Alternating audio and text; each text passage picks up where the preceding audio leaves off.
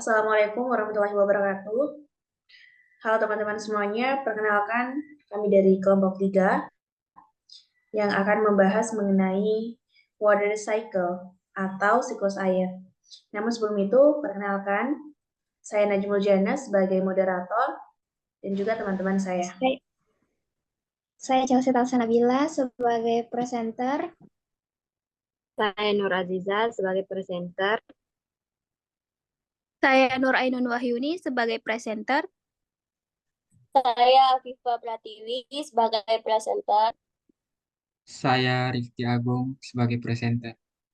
Oke teman-teman semuanya, kesempatan kali ini kami akan membahas lebih lanjut mengenai siklus air. Namun sebelum saya persilahkan teman-teman saya untuk menjelaskan apa itu water cycle dan juga tahap-tahapannya, kita harus tahu dulu apa sih sebenarnya siklus air. Jadi siklus air adalah proses kontinu di mana air bergerak melalui atmosfer, biosfer, hidrosfer, dan juga litosfer. Proses ini melibatkan evaporasi, kondensasi, presipitasi, infiltrasi, dan juga aliran permukaan. Gangguan antropogenik akan mengubah pola alami siklus air ini dengan mempengaruhi jumlah evaporasi, perubahan pola curah hujan, dan juga aliran air. Selanjutnya, saya akan persilahkan kepada Chelsea Talsanabila untuk menjelaskan apa sih pentingnya siklus air dan juga tahapan siklus air. Kepada Chelsea, saya persilahkan. Baik, terima kasih atas kesempatan yang telah diberikan. Pentingnya siklus air. Mengapa siklus air menjadi penting? Yang pertama ialah karena siklus air mengatur distribusi air dari lautan ke daratan dan kembali lagi, menjamin ketersediaan air di sungai, danau, dan sumber air tanah. Yang kedua, siklus air mengatur pola cuaca di planet kita, yaitu bumi, agar tetap hewan dan juga manusia. Next. Selanjutnya ada tahap terus berputar dalam siklus air. Yang pertama adalah evaporasi. Air matahari yang cukup, kemudian terkonversi menjadi awan. Begitupun dengan aliran air yang mengalir dan juga embun pada tanaman, menguap sedikit demi sedikit seperti proses yang kita sebut sebagai presenter kedua, yaitu Nur Aziza. Kepadanya saya persilahkan. Baik, terima kasih atas kesempatannya moderator.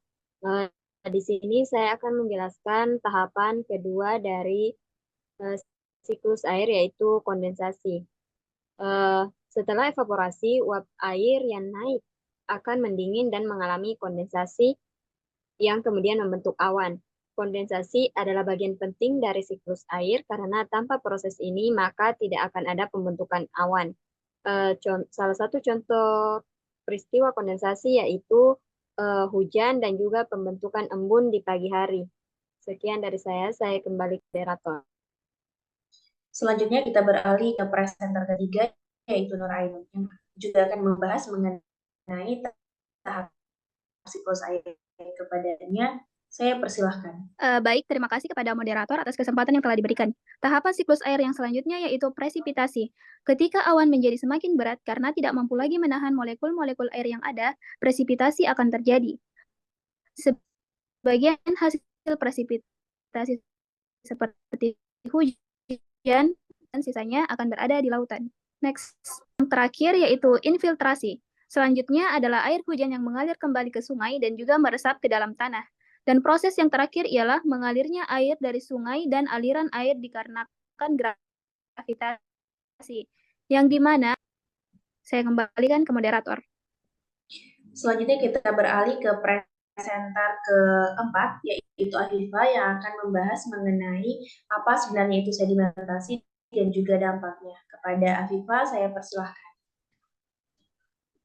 Baik, terima kasih atas kesempatan yang diberikan. Di sini saya akan menjelaskan mengenai pengertian sedimentasi dan apa dampak dari sedimentasi. Sedimentasi adalah proses di mana partikel kecil seperti pasir dan lumpur dibawa oleh aliran air dan mengendap di dasar waduk atau reservoir. Seiring waktu, akumulasi sedimen ini bisa mengurangi kapasitas waduk, mempengaruhi kualitas air, dan bahkan merusak infrastruktur. Kemudian selanjutnya, apa dampak dari sedimentasi? Itu sangat signifikan. Kapasitas waduk untuk menampung air berkurang karena sedimen mengisi ruang yang seharusnya untuk air. Selain itu, sedimentasi juga dapat mempengaruhi ekosistem di sekitar waduk seperti vegetasi bawah air dan habitat ikan. Saya kembalikan kepada moderator. Terima kasih Viva atas penjelasannya. Kita beralih ke presenter terakhir, yaitu Rifki Agung, yang akan menjelaskan apa sebenarnya solusi yang dapat dilakukan terhadap proses sedimentasi dan juga kesimpulannya. Kepada Rifki, saya persilahkan. Baik, terima kasih atas kesempatan yang diberikan. Adapun beberapa metode untuk mengatasi sedimentasi. Salah satunya adalah pembilasan, di mana air dengan tekanan tinggi digunakan untuk menggerakkan sedimen dari dasar waduk. Selain itu, pembuangan sedimen secara periodik juga dapat membantu mengurangi akumulasi sedimen.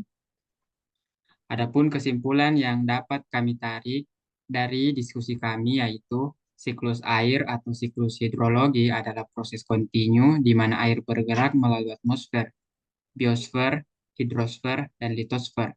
Proses ini melibatkan evaporasi, kondensasi, presipitasi, infiltrasi, dan aliran permukaan. Seperti yang telah diketahui, siklus air adalah hal yang penting untuk dijaga demi kesempurnaan ekosistem dan juga pola cuaca di bumi. Beberapa indikasi masalah yang dapat mempengaruhi siklus air seperti pemanasan global adalah hal yang harus dipertimbangkan sekarang. Karena sebagai sistem daur ulang yang berkelanjutan, siklus air memastikan ketersediaan air dalam berbagai bentuk, seperti hujan, salju, dan air tanah, yang dapat dimanfaatkan oleh semua makhluk hidup. Saya kembalikan ke moderator. Oke teman-teman semuanya, terima kasih atas penjelasannya mengenai siklus air. Mulai dari pengertiannya, tahap-tahapannya, serta juga apa yang menjadi dampak, dan bahkan sampai ke solusinya. Semoga teman-teman yang melihat video ini dapat bermanfaat dan menjadi bekal kita untuk bisa diimplementasikan dalam kehidupan sehari-hari. Saya Najmul Jana sebagai moderator, pamit undur diri. Terima kasih atas perhatiannya. Wassalamualaikum warahmatullahi wabarakatuh.